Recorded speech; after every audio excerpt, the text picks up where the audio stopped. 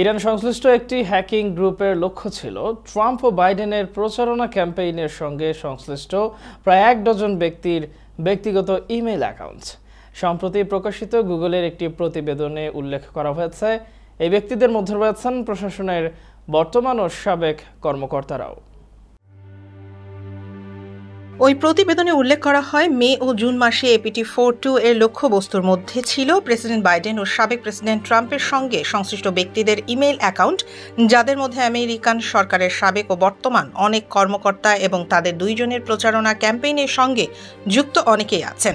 আমরা এই সব ব্যক্তির ব্যক্তিগত ইমেইলে অনুপ্রবেশের APT42 এর বেশ কয়েকটি প্রচেষ্টা প্রতিহত করেছি।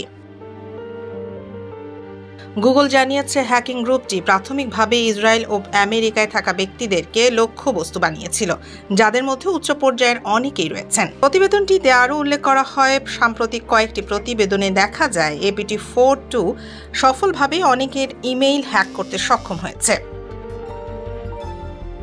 গুগল জানিয়েছে, বাইডেন ও ট্রাম্পের ক্যাম্পেইনের সংশ্লিষ্ট ব্যক্তিদেরকে এই বিষয়ে অবহিত করেছে তারা। চলতি নির্বাচনী চক্রে ইরানের অপচেষ্টা সম্পর্কিত কোনো বৃহৎ প্রযুক্তি কোম্পানির এটি সবশেষ প্রতিবেদন। Farzana Afroz, Bangla channel, news desk.